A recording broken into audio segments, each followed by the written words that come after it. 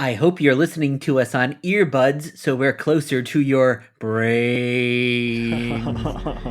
And welcome to Dear Watchers, an omniversal comic book podcast where we do a deep dive into the multiverse. We are traveling with you through the stories and the worlds that make up the omniverse of fictional realities we all crave.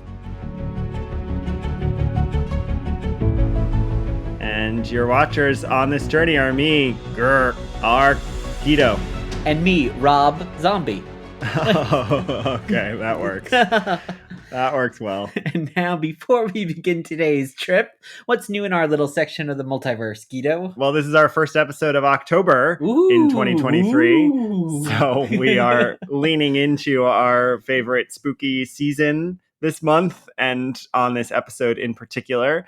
But that's not all, because in less than 2 weeks, we have New York Comic Con. When we're recording this, we are just less than 2 weeks away, and we can't wait because we're going to be recording special episodes from there. We're going to be seeing so many of our friends and listeners in person, and it's the most wonderful time of the year. Yes, it is. And today is an extra special interview, a step into a world we've never been to, and we'll tell you more about that in just a moment. And if you're joining us for the first time, usually we have 3 parts of our journey through the multiverse: origins of the story, exploring multiversity, and pondering possibilities. But not today. It's an interview episode, and we have tons of other past interviews you can go back and listen to as well. But we will be exploring origins, multiversity, and pondering possibilities with our guest. And remember, you can leave us a review wherever you are listening, and find us on all social media, Dear Watchers. And with that, Dear Watchers, welcome to episode 116, and let's check out what's happening in the Omniverse with our travels to today's alternate universe.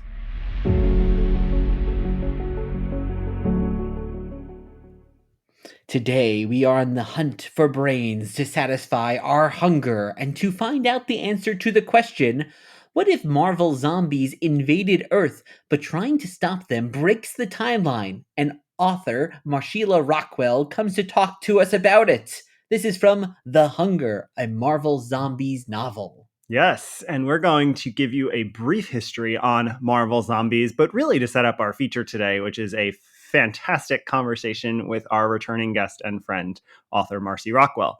So real quick, because we have never covered Marvel Zombies on this show before, Marvel Zombies debuts in comics in 2005. Mark Millar creates the world in Ultimate Fantastic Four. It's classified as Earth 2149, where a zombie contagion hits the Earth. The Avengers are the first to succumb to it, and then it spreads, and our favorite heroes and villains are zombified. Later that year, there's a debut series by Robert Kirkman, of course, most famous for creating The Walking Dead. So he's got a thing. Very known for zombies. And Sean Phillips. And one day we'll cover this series, but today is not that day, because we have a brand new visit to the Marvel Zombie concept franchise to discuss. But real quick, the concept stuck. After the initial limited series, there is a prequel series. There are sequel series, or 5. Yes, there are actually 5. There are one-offs and minis, mostly in the same universe. There's a crossover with Army of Darkness. Oh, wow. One of those, even a different rights one holder. of those rare Marvel getting along with someone else moments. There's a Secret Wars Battle World series. Most recently, actually currently, right now, while this episode is new, there is one of those monocolor series, Black, White, and something. It's Black, White, and Blood. So that's an anthology set in the world, and all colored black, white, and red. The world shows up in some of the 616 Black Panther books, the Deadpool books. There are manga and other offshoots that are not part of the Prime Zombies universe. There's even an issue of the official Marvel handbook on just the zombie world. So needless to say, this concept has been popular, and so popular, it's not limited to comics. Yeah, so what if season 1, remember that? It came out about 10 years ago. And it was so memorable. Well, that used zombies in episode 5, What If Zombies? And then in 2021, it was greenlit as its own animated series to debut now in 2024. If that that happens. happens. Exactly.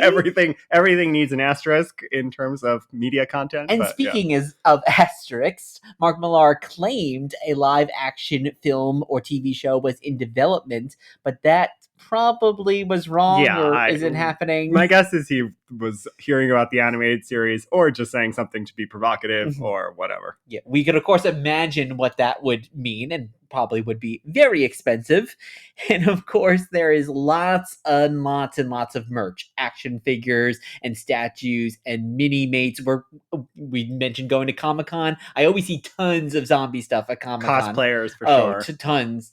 Because who doesn't love a grotesque, dead, rotting version of your favorite character? It's true. The Hunger from Aconyte Books is subtitled A Marvel Zombies Novel and is one of the few dozen Aconyte tie-in prose novels they have set in the Marvel universe. But the first that has Marvel Zombies concept in it, and the best of all, it's by our friend of the show, Marsheila Rockwell. So we don't want to waste too much more time before we get into our great conversation with Marcy, but Marsheila Rockwell is an author, editor, poet, writer of novels, short fiction, who has won a number of Scribe Awards, Dwarf Stars Awards, Riesling Awards, and more acclaim. She's written short fiction for many collections, full-length novels, especially a lot of tie-in novels, Dungeons & Dragons tie-ins, video game tie-ins, Xena tie-ins, part of an Evil Dead 2 comic. So she has touched on a lot of stuff we've covered. So you can see why we are always excited when we get to talk to her. She has an original novel called Seven Psychopaths with her husband and co-author Jeff Marriott, and we actually talk a little bit about it in this conversation today. She was on last year, episode 65, to talk about the Sisters of Sorcery Marvel novel, also from Aconyte, all about the witches of the Marvel universe. And we are excited that we're talking to her today about Marvel Zombies. But before we talk to Marcy, let's talk a little bit about our backgrounds with Marvel Zombies. So, Guido, what's your background with Marvel Zombies? And throwing a question at you, what's your favorite zombie movie or TV thing? Oh, gosh. Off the cuff. I know. I always need like a primer on what examples are. And then I'm like, oh, yeah, I have seen that. But I'll try. But first, Marvel Zombies. I've read the first series. I've read a tiny bit of the follow-up. I'm currently reading The Black, White, and Blood. I don't like it. I don't dislike it. Like, I don't have a problem with it. It just does not do it for me. Some of it might be in the original series, and we actually talk through this with Marcy, that it's really gory. It's one of those things where it's like Kirkman just wanted to see a world where you could, rip people apart and have characters eat each other and gorily kill each other, and yet it's not considered too violent because it's zombies. So it sort of became an excuse, I think, for some gore. I have no problem with gore or that kind of thing, but it's not amusing to me. It's not interesting to me. And I didn't love the What If series, as we've talked about on here. So I don't care that there's a Marvel Zombies show coming out. I think if they infuse a lot more humor into it, I could get into it. And I have no problem, and I'm all for the genre mashup experimentation. This is not my thing. I did love, one day we'll talk about the DC version of this, Deceased, but a lot of it has to do with the creative team. That's by Tom Taylor, who I love and can almost do no wrong in my mind. And I don't have that same affinity for the creators who've worked on this for Marvel. So I'm familiar. I'm not a huge fan. Why don't you talk about Marvel Zombies so I can think of what zombie movies there are in the world? Yes. So I'm really not super familiar with Marvel Zombies. The first real introduction to them was actually that What If episode, though I had, as I mentioned, I had seen them a ton at New York Comic-Con. I feel like statues, especially, there's always a million statues of a decaying hero in the torn, tattered costumes. So I had seen them there in cosplay, but really my main introduction to them was that What If episode, which I think had like two parts, right? Or they had a couple parts to it, so you kind of got a little bit it more. all blended into one bland thing to Exactly. me, so I don't really remember. You got more in depth into that world than some of the other what if stories there. All right, so I think you might remind me that I'm forgetting something that I love, but I think I'm gonna have to say Shaun of the Dead. That's a fun one. I think it really is. I mean, I love 28 Days. I think 28 Days is a really effective horror movie. I almost don't even see that as a zombie movie, though. It feels much more like an outbreak movie to me, which is probably why I love it so much. But Shaun of the Dead, I love. I love the whole Cornetto trilogy, and it just made me love all of those creators and actors. And I think Shaun of the Dead is great. So I'm going to go with Shaun of the Dead, though. Maybe and there's something Marcy else. mentioned in our interview that movie was an influence on her as well, and some of it pops up here in the book. What is your favorite zombie thing? Well, I love the original Romero Dead trilogy, Night, Dawn, Day. They're so good. They're also very bleak. They're not the kind of movies that you could just pop on and have a fun time with because they're very dark. I don't know. I disagree about this. Is it the second one? Dawn that's is on the mall. In the mall. I think that is a great fun movie. I mean, I probably even like that more than Shaun of the Dead. I just agree. Like, I'm willing to watch Shaun of the Dead all the time. Dawn of the Dead or Day of the Dead, whichever that is. Dawn of the Dead. I'm not willing to watch all the time, but it's a fun movie. Oh, it's fun. Oh, yeah, but everyone basically dies. Yeah. So I think the ones I'm more inclined to put on is Return of the Living Dead, which is so fun and fitting for this podcast because it's a little meta and multiversal. Because in that movie, both Night of the Living Dead actually occurred in real life and was a movie. So it plays with this kind of meta-ness.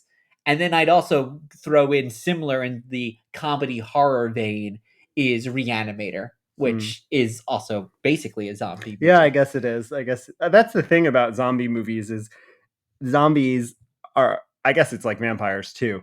They're multi-genre in and of themselves. Yeah. You can have comedic zombies, you can have scary zombies, you can have supernatural zombies, you can have science-based zombies. So you can have so many different iterations. And even then, you have going back to voodoo with early movies like White Zombie, but then modern sorcery and science and all these different things in between. Sometimes it's not even explained.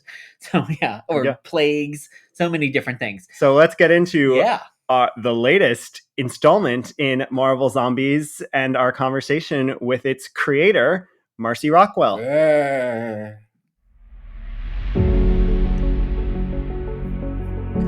And risen from the grave, or should I say written from the grave, it's Marsheila Rockwell. Happy spooky season, Marcy. Thanks for being here. Thank you so much. Thanks for having me. Happy spooky season. My favorite time of year. Oh, thank you. I'm so excited to be back. This is one of my favorite podcasts to do. So it's great to see you guys again.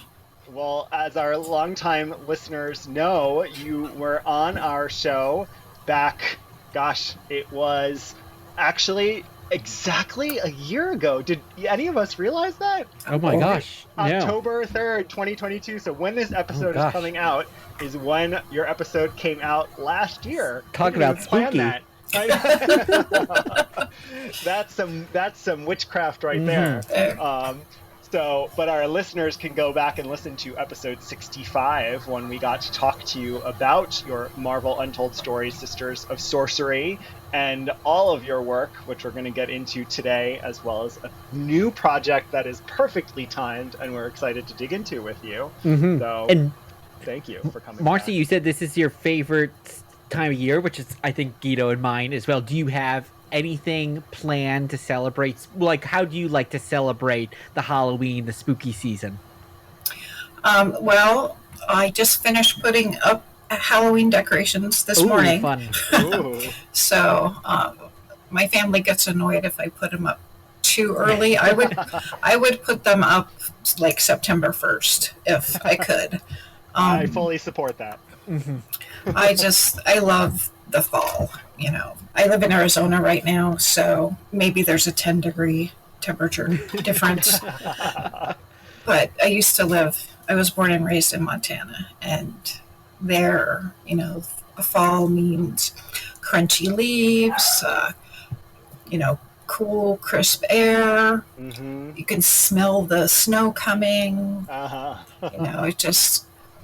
It's just like my favorite time. It really makes me homesick. And of course, I love all of the spooky stuff that comes with it. Halloween is great. The candy, of course, but, just the costume and all the horror movies that are on TV. Yes. So I know. We just did our first haunted house of the season. We did last night. There was a new haunted attraction that opened up this year, and we went through it, and we love stuff like that at this time of year too. Oh, that's exciting. And we'll be putting up our decorations this weekend, but we've got one of those 10-foot skeletons, which is a bit of a task to do. It looks amazing, but you always have to kind of psych yourself up to actually get it up. It's like IKEA furniture of Halloween decorations. My husband wants to get one of those, but I'm not sure that our HOA would approve. Oh gosh, yeah, probably not. No, probably not. So Marcy, you've also always had horrific things as a part of your work, and I know one of your huge projects was your original novel Seven Psychos that I think you worked on with Jeff, your husband, and that brings together a whole bunch of horror lore. So can you tell us more about that and what appeal zombies and witches and these things have for you? Well, Seven Psychos is a book that as you said, I co-wrote with my husband, who is also a writer, Jeff Marriott. And he writes all kinds of stuff. He doesn't focus just on like horror and fantasy like I do. But this particular one is like a horror thriller, near future science fiction. And it's psychopaths versus zombies. So it's like the best of all the worlds, because you have like the true crime people will love the neuropsychology. We get into, what makes a psychopath, nature versus nurture. And then you have the zombies, and you have a team of psychopaths who have to go in and get something from where the zombies are, and how the whole interactions between people who are completely lacking in empathy, and they're only doing this because there is a chance that if they survive, then their sentences will be commuted, right? Cool. So it's not because they care about humanity or getting rid of the zombies or anything like that. They're doing it for purely selfish reasons. And getting to play with characters like that, I think is really fun. Of course, they're not all like that, because you have to have somebody you can relate to, and hopefully most people can't relate to that complete lack of empathy. So, but Jeff and I have both always been interested in psychopathy and the true crime, criminal minds kind of stuff. We have a whole bookcase just dedicated completely to criminology and psychology and like FBI and police procedural nonfiction kind of stuff, just the whole genre. So it's something that we both really enjoy. And then, zombies. Well, it's such a fun genre mashup too. Yeah. Because to take realistic horror, if you will, of like criminals, psychopathy, crime, police procedural, and then mash that together with the supernatural horror of zombies. Like it's the science and the supernatural kind of together, which is interesting because some folks like Guido, you kind of shy away. You like the supernatural stuff, but you kind of shy away from some of the real world creepiness. So I think sometimes horror fans love everything, and then some people it's like, oh, give me the ghost and the goblins, but keep me away from the real stuff. And other people are like, oh, I don't believe in ghosts and zombies; those aren't real. But I love real serial killer stuff. So you're kind of putting it all together, Marcy. Yeah, although our zombies are not supernatural in nature, Oh. so I think I'll leave it at that. So, when did your love of horror start as a fan? That is a good question. I've always loved reading fantasy, so I was already, kind of primed for supernatural stuff from the beginning. I learned to read when I was 3, and the first book I remember reading is Ozma of Oz. And Ozma was a witch. They never referred to her as a witch in the books, but she does magic. They might have called her a sorceress, but she was clearly a witch. And so right from the get-go, you have the magic, you have that kind of supernatural kind of stuff. And then my brother was really into Robert E. Howard and H.P. Lovecraft. So I probably far too young was reading Conan and the Cthulhu books, and they just kind of sink into your young impressionable brain, and it's cool, I want to do that. Stephen King. I saw the televised version or television version of Salem's Lot when it first came out. They used to show that kind of stuff in primetime television, which they would not do today. Yeah. But it fascinated and terrified me. And there are certain scenes from that that I still have nightmares about. So can you talk more about the fascination part?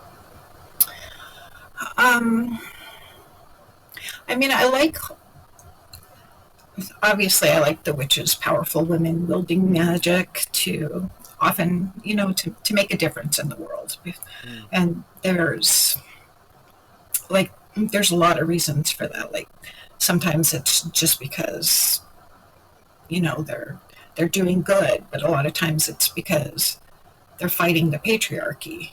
This is the only way they have to make a difference. This is the only power that they can wield, right? And so, I think that has to appeal on some level to most women or people who identify as female, because, we obviously don't have equal power in our society. So witchcraft would be a way of kind of leveling things out. But then horror as just a genre in and of itself, I'm pretty open about the fact that I had a pretty crappy childhood growing up, and books were my escape. And one of the things about horror is, you have these characters going through these horrific situations, but almost all of the books, unless you're doing the grim dark kind of thing, or that one particular version of The Mist that is horrible and makes you... Anyway, I won't talk about that because that was very bad. But somebody survives. There's a final girl, right? And who doesn't identify with the final girl? You want to be the one who can go through all of that and survive, right? So I think it's the element of hope and the idea that no matter what you face, no matter how bad it is, horror gives you a chance to see how bad it can really get, and that people can still get through it. So you can still get through it, and can develop a sense of your own power and your own agency, which is really powerful in narrative, to be able to see that, hey, I can be powerful too. I think what you're saying resonates so much with me as a queer horror fan. I remember last year when we were watching, Rob, that documentary about the queer history of horror on Shudder, which was a fantastic docuseries. That sort of theme came out, that it's all about survival, and so anyone who's marginalized. There's a great documentary also about specifically Black experiences and Black identity in horror, and I think anyone who has any marginalization in society can really quickly step into horror and feel a sense of being seen, which is incredibly powerful. Yeah. Yeah, it's making me think too, Marcy, you mentioned one of the Oz books being such a foundational text for you. Guido and I just saw The Wizard of Oz on the big screen just a couple of weeks ago with an orchestra, and I was thinking that's probably the movie I've seen the most in my life. And I feel like kids can be divided into, you found the witch scary, or you found the witch to be fabulous and you loved the witch. And I think it's also the movie, my theory is that it's probably the movie most Americans have seen. Like, I don't know if there's a movie that more Americans have seen than The Wizard of Oz. And I'm thinking it's also that foundational text, like you were also just saying about the final girl, like that's what Dorothy is. She is the final girl. She goes through this, and Guido, you were saying about finding that power within herself, and that's what the whole thing is in the end of Wizard of Oz. You have the power the entire time. So that movie, even though we don't think of it as a horror, I think it's, for so much of us, it has that building blocks of our future love of horror that can be in the Wizard of Oz and the Oz universe as a whole. Oh yeah, that movie, I think the first time I saw it on TV, it was very scary. The monkeys, I mean, young kid seeing, and even the witch with that laugh. I mean, come on, I'll get you, my pretty. I mean, who wouldn't be terrified by that as a young kid? And she threatens the dog. I mean, come on. Yeah. So yeah, dark. No. What are the movies, Marcy, that you return to in the horror genre? What are the things that, even if you don't watch them every year, you could? Well, Halloween, the original John Carpenter's Halloween, and that's one that I still have nightmares about, and I know why too, because when I was watching it, I still remember this very clearly. There's the part where Jamie Lee Curtis thinks that she has killed him, and they're upstairs, and she is, trying to corral the kids to go downstairs, and I think it's, Tommy's like, "Are we okay?" And she's like, "Yes, we're okay. I killed him." And Tommy goes, "You can't kill the boogeyman."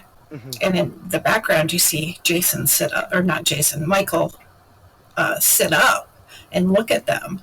And Tommy's like, "And there he is." And just at that moment, my stepdad at the time came up behind me and poked me in the sides and scared me half to death. So, like, that's imprinted on my brain forever. Yeah, that moment, obviously, yeah. So that one, just like, I have to watch just because it's, it just is imprinted on me, and I can't, for better or for worse. And then The Craft, obviously I couldn't. I can't let Halloween go by without watching at least part of it, Yeah. Rob has never seen it. So no, I've never seen it. I'm planning on changing that for him this year. Yes, definitely. It's amazing to me. He's just, I guess, a little too young to have enjoyed it. The original. You have to see the original, not the remake. Yeah. Although I didn't think the remake was bad, honestly. I know a lot of people did not like it, but I thought that it wasn't bad for what it was trying to do. And Veruca Balk was in Return to Oz, so there's an Oz connection again. There right you go. there. There you go. And what about are there texts that stand out to you as, I don't want to call them your favorite horror texts, but maybe the things that imprinted on you as a horror text? Was it some of those Lovecraft or some of the Stephen King, or is there something that stands out to you? Well, Salem's Lot again by Stephen King. Because is that a short story or a novel? I don't know what the text it's based on is.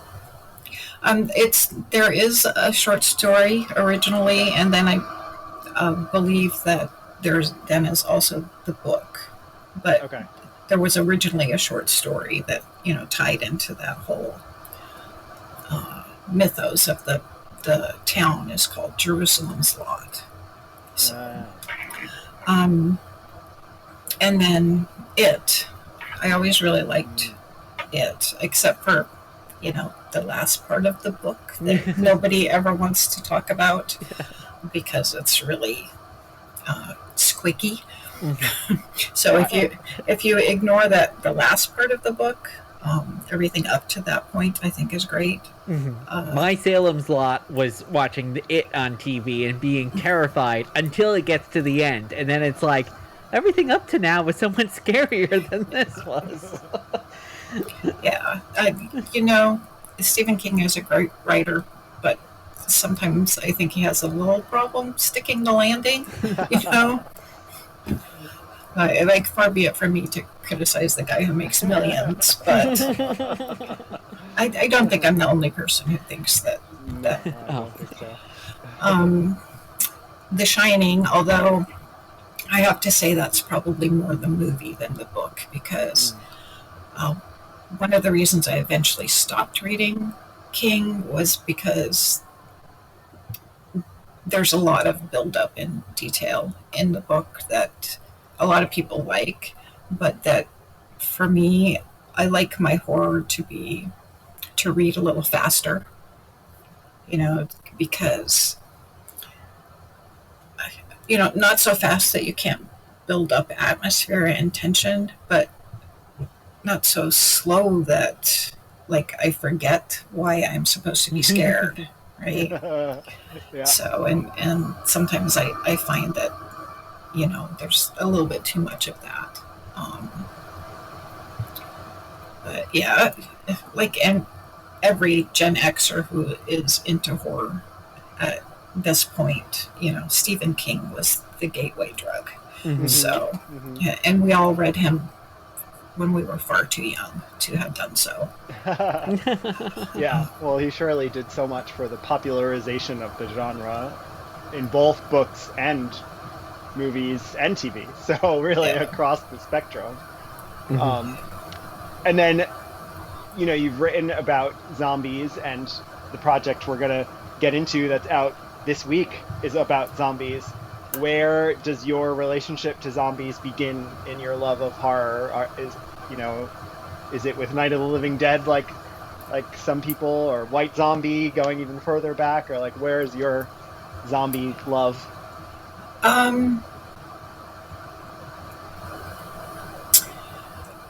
Probably Evil Dead. Yeah. Yeah. Yeah, I think because I think I've only ever seen parts of Night of the Living Dead, and I haven't seen any of the ones that came after, so I guess it makes me, they're going to revoke my horror fan card, but sorry. No. I like a lot of the zombie horror movies. Shaun of the Dead and those kind of movies. So those are all comedic zombie movies. Do you like the more serious, do you like 28 Days, or is that less your thing? Oh yeah, 28 Days was good. I did watch The Walking Dead for many seasons until, it just got to be too much, too violent. It lost the horror element somewhere along the way and just became, I don't know, gratuitous, which I didn't enjoy. I know a lot of people did, and I might give the spinoff with Daryl Dixon a try, because you know, who doesn't like Daryl? Yeah. And I've been, my family went to Europe at the end of June, and I caught COVID, and I flew, like, our trip back wound up being like 27 hours altogether. And I did that trip with COVID, and like it kind of knocked out my immune system. So I've been sick with one thing or another, like pretty much up till now. So I have been binge watching all 15 seasons of Supernatural. Oh my gosh. So, yeah. So that they have some zombies in there. Yeah. They have everything. They've got every form of Supernatural. I watched the first few years of that show and really enjoyed it a lot.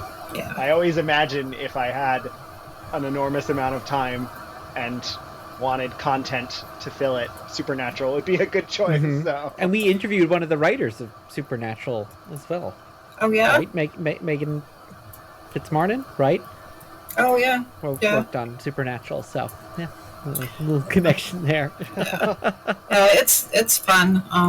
My kids have even like kind of seen enough of it that my youngest is like, I like Castiel. I want a Castiel pop for Christmas. So I like Castiel too. Yeah. Well, it's important to have those. Like, kind of going back to The Wizard of Oz, it's important to have those introductory things into horror where it's, like, not so scary.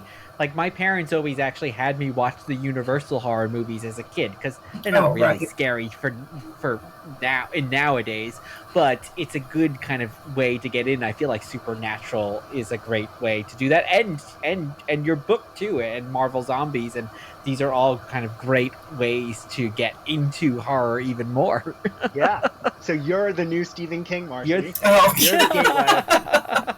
So let's talk about The Hunger, a Marvel Zombies novel, which is a new book out the week that this episode is coming out, this first week of October 2023, from Aconyte Books, who have done a lot of the Marvel tie-ins and a lot of the books we've talked about on past episodes with you or with our mutual friend, Carrie Harris. And so tell us how The Hunger came about. Well, I really enjoyed working with Charlotte Llewellyn on Sisters of Sorcery, and she wanted to work with me on something else, and then this opportunity came up, and I had been pitching other stories with my first book with them, Sisters of Sorcery, was witches, and I have been pitching more witch stories with them because me. But the opportunity came up. They decided that they were going to do books based off of the Marvel Zombies comics, and they knew that I do a lot of horror, short stories, poetry, and obviously the book Seven Psychos. And so they thought I would be perfect to write the first book for what is essentially a new horror line for them. So, to be perfectly honest, it isn't a project I probably would have pitched for. But when they came to me and said, "Hey, would you like to write the first book in this new line?" I'm like, who's going to say no to that, right? So, it just kind of fell in my lap, which is nice. That doesn't happen often. No, and I'm assuming you ended up enjoying getting to do it and getting to be in the world of Marvel horror through zombies. What's something that you enjoyed about that world and being able to play with Marvel Zombies? Well, I got to be darker than, I was darker and bloodier than you usually can be in the Aconyte Marvel books. And in fact, when I sent in my first draft, that was some of the comments that came back from Marvel. Is like, don't you think this could be a little gorier? So wow. I'm like, okay, wow, you want blood? I'll give you blood. Wow, yeah, that's so fun to hear. Not the direction you usually imagine it's going to go in. Right, no, I was going to think like, oh, they would even have to be pulling you back, and like, how do you then decide too, even when you're working on that, like, how far do you go, or is that something that you're kind of like looking for notes from Marvel or your editor on?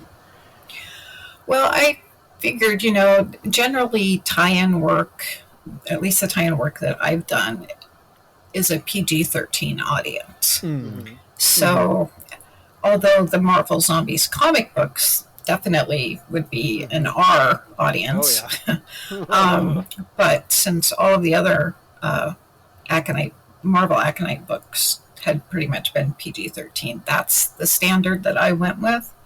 And even though, the source material was R-rated, but they wanted me to push it further, so I did. I didn't have a problem with that. And so you, I imagine, read the Marvel Zombies and the follow-up series. You also mentioned you watched all the What If episodes to see. How was that experience? Were you already familiar with them, or was this your first time getting exposed to that? I knew they existed. Mm-hmm.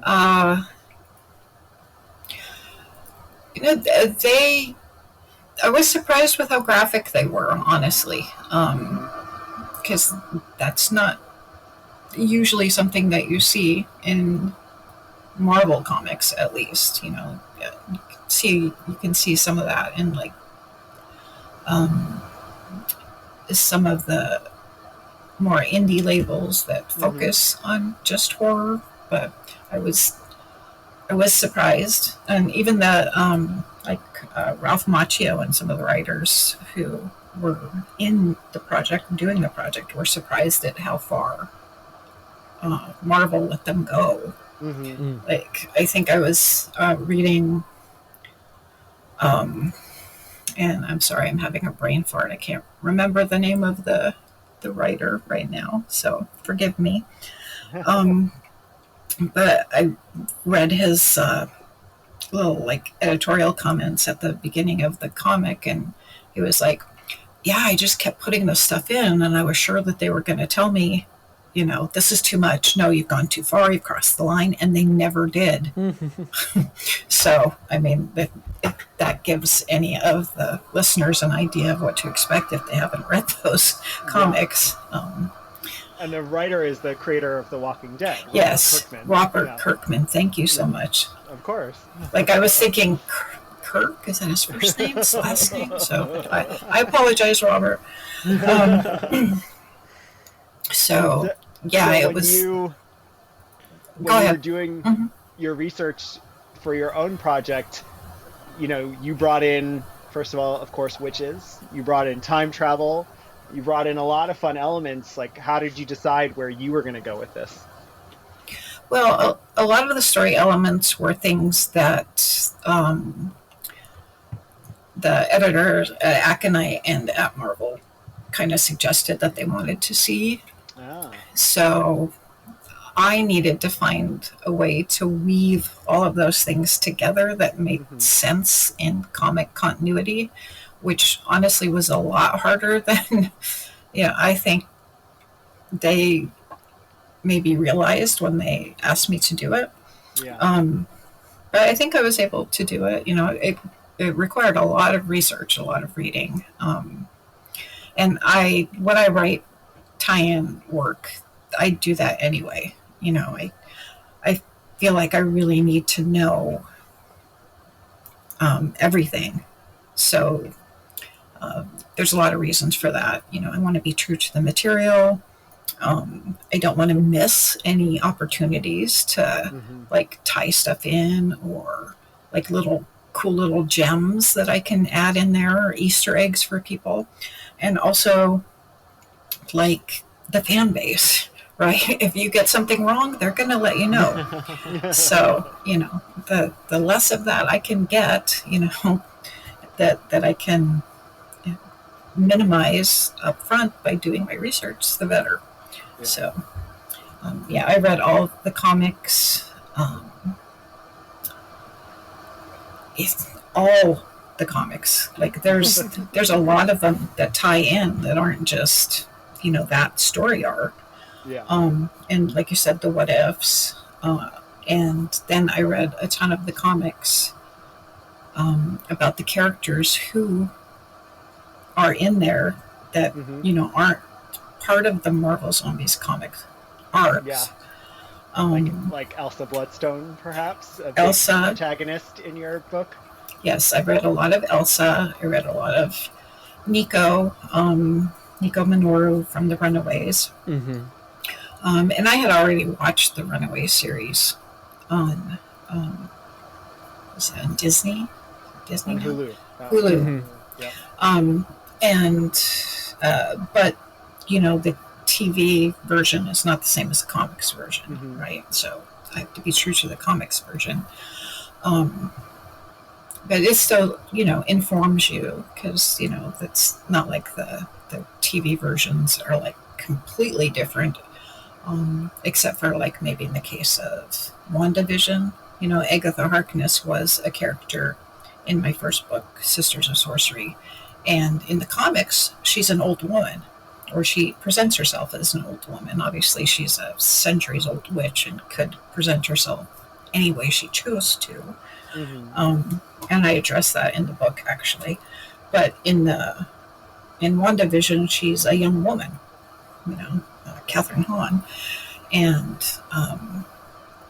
so that's something when people ask me about, I always wanted to address because I didn't want them to expect to see a young woman in the role in the comic book. So, but for the most part, the TV shows and even the movies are fairly true to the source material. So yeah, I read a lot of Elsa, Nico. I did not read every Deadpool that would take you a really long time. Yeah. I would still be reading and would not have finished the book yet if I had done that. But I had already seen the Deadpool movies, and I had read some Deadpool in the past, and he's a pretty easy character to kind of get a handle on. But I also, tried to figure out what makes him tick on a deeper level as much as you can figure out what makes him tick on a deeper level. Because sometimes it seems like there is no deeper level with him. There is. It's just really, really messed up. But, I don't want any of my characters ever to just be two-dimensional or a pastiche or whatever. I want them all to feel like real people. Even somebody who's ostensibly, just there for laughs. And hopefully I did that with this book. Honestly, that was one of the things I was really worried about is I know Deadpool has a ton of fans, and not having read every Deadpool comic in existence, I was worried that I might not portray him the way that fans are used to seeing him, but I think I did okay. The editors were happy with it, and I guess they should know. So, and was that your choice, or to weave in that humor as well? Because zombies sometimes can be super serious, like The Walking Dead. There's not a lot of humor in that world, but I like Return of the Living Dead's one of my favorite movies, and that's like a zombie comedy. Or Shaun of the Dead, you mentioned zombie comedy. So did you want to have that light tone also sprinkled in throughout? Well, I always like snarky characters. Because I'm really snarky myself, so it just like I don't think I've ever written a book that didn't have a snarky character in it, or at least one, because I just can't help myself. So the opportunity to have Deadpool and Elsa Bloodstone, and even Nico, really. Mm-hmm. Yeah, they all great examples of people who have that great personality. Yeah, they all have a good measure of snark in them, and it wasn't necessarily like, oh, I want to add a lighter tone to this to kind of offset the heaviness. It was just how these characters would be, so it wasn't like a planned out thing. It was just trying to be true to the characters. So. Yeah, and that tone is so also inherent in Marvel characters in general too. So I think it's core to Marvel, even if there's zombies or wherever you are in Marvel. yeah, definitely. So and we haven't talked about the lead character, who is arguably my favorite, which is Zelma Stanton.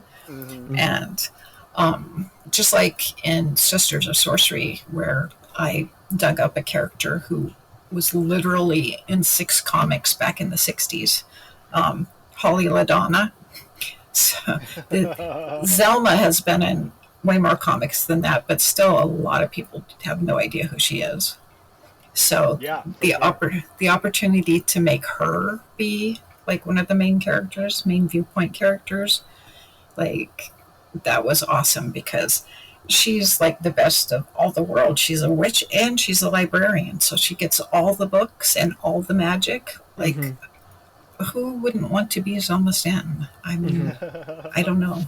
I would be and her. I saw you dedicated the book to librarians too, which I loved. And I think so much of us, I'm sure all 3 of us would say, oh, librarians were kind of those witches growing up where you got to be friends with them. I'm sure we were all the kind of types that would become friends with the librarian, and then they'd slip you the one book where it's like, oh, this might be a little more advanced for you, but I know you can handle it. And they were kind of sprinkling their little witchcraft over us and letting us know, oh, here's what you really need to kind of get into. So I love that kind of connection there. Yeah, definitely exactly what you just said. My elementary school librarian was like that. A funny story, I could not remember her name. And like, I asked all of my elementary school classmates that I'm still in touch with if they could remember her name, and they couldn't. So my husband actually is friends with a librarian in the public library of the school, or the city where I went to school. Oh, wow. So he asked that librarian if he could look it up, try to find it. And gosh. He found the it wasn't like a yearbook, because they didn't really do like elementary school yearbooks back then, but he found a staff picture that had her in it and sent it to me. And I'm like, oh my God, that's her name. And I was like, it was just like so cool to be able to see her face again. And what a moment. Yeah. And what a tribute. I love that. Yeah.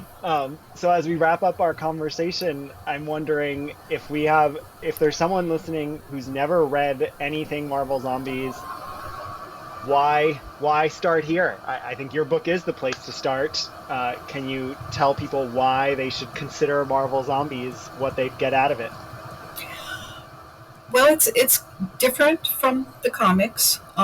So if you don't want something that's like super gory, then it would probably be a better place to start.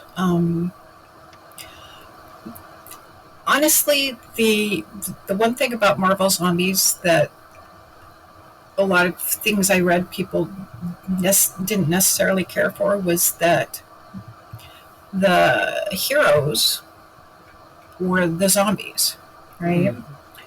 And so you were watching a lot of the heroes do unheroic things.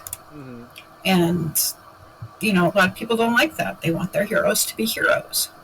So, in my book, the heroes, at least the heroes of the book, do heroic things, right? So, even, spoiler alert, even the zombies, the hero zombies, do heroic things. Like, there's lots of other superhero zombies who don't necessarily do heroic things, but the ones that the book focuses on, you get your heroes. So you're not going to get that with the comics. So that's the big difference. And like, if I had written it, but the book was out there, and I wanted to read something Marvel Zombies, then that would be my choice, hands down, because I want my heroes, even if they're a little morally gray, that's cool, but I still want them to make the right choice most of the time. So I love that, because it ties back to what you love in horror. You were describing earlier is people who are making good choices and who you can identify with and in their quest, and this is such a great way of doing it with zombies. I mean, if you're gonna eat flesh, I guess. I mean, that's a choice, not necessarily a good one, but I don't know. I don't know where I was going with that. Sorry. So our listeners can find your book anywhere books are sold. It's everywhere. It's online. It's in bookstores. It's out digitally. It's out in print paperback copy. It's The Hunger, a Marvel Zombies novel from Aconyte Books. Where else can people find you, Marcy? What else do you have going on that people can look for? How about Seven Psychos, where they can find that? Tell us all that. Seven Psychos is probably only available on Amazon at this point. It came out in 2016. But you should still be able to order it off Amazon, and probably other retailers too, but you won't find it in the bookstore. And there are print and ebook versions, so whatever your preference there. As far as me and the stuff I'm doing, I have a website. It's MarsheilaRockwell.com, MarSheila, and then Rockwell is just like it sounds. And like, I'm on most of the social media. I'm still on Twitter/X until so are we. Until they try to make me start paying for it. I have a link tree on my about, or maybe it's on my contact page on my webpage, and it has all of my socials on there. So Twitter, Facebook, Instagram, Blue Sky. I think I'm on Blue Sky now. Try Mastodon. I have an account there, but I never do anything over there. And I can't get TikTok to work because I'm an old. So my kids just laugh at me. But, I do have an account there. Not doing much with it because I can't figure it out. But we're the same. We're the same. Yeah. So yeah. All right, well, our listeners should definitely find you, and we'll have to come up with a reason why 1 year from now we'll have to have you back yet again. Exactly. This will be an annual October vampires, maybe tradition. Vampires. The vampires, werewolves. There's many other things out there. So there is, but the book that I'm probably would be talking about is the one I'm working on right now with my agent, which is a witch book. So exciting. That's all right. We can always return to witches. Yes. Yes. They're my favorite. These two psychos always love talking to you. Thank you, Marcy. Oh, yeah. Thank you so much for having me, you guys. I really appreciate it. And I hope you have a wonderful October and all the exciting things that you guys have going on. I hope it all goes super well for you, and happy spooky season. And with that, this episode is dead and buried. So, thank and you. not coming back. No. Well, I guess you we could hope be a Marcy's zombie. coming back. Yeah, So. yeah. Or you could go listen to it again, That's and then true. it's kind of the It zombie is version of resurrected it. then, Yeah. yes. Well, Well, that was such a great start to our spooky season, talking to Marcy and our exploration of zombies. I can't wait for more spooky season programming. And be sure to pick up a copy of The Hunger to read this October. Yes. And as we mentioned last week, we are in our final giveaway. We have been for a long time celebrating our 100 episodes, 16 episodes ago. But our giveaway last week is so big, so many signed books, we're going to give you an extra week. So if you are listening to this episode and skipped last week and you want the chance to win a whole bunch of signed comics, go listen to last week, episode 115, Lara Croft Tomb Raider. Figure out how you can raid our tombs of comics and get that treasure. And at least one horror comic in there, so perfect for your October. Yeah, so dear watchers, thank you for listening. I have been Guido. And I have been Rob Zombie. The reading list is in the show notes. You can follow us on all social media, dear watchers, and follow Marcy online, of course, too. And leave a review wherever you listen to podcasts. We'll be back soon with another trip through the multiverse. In the meantime, in the words we want to keep pondering the possibilities. And brains!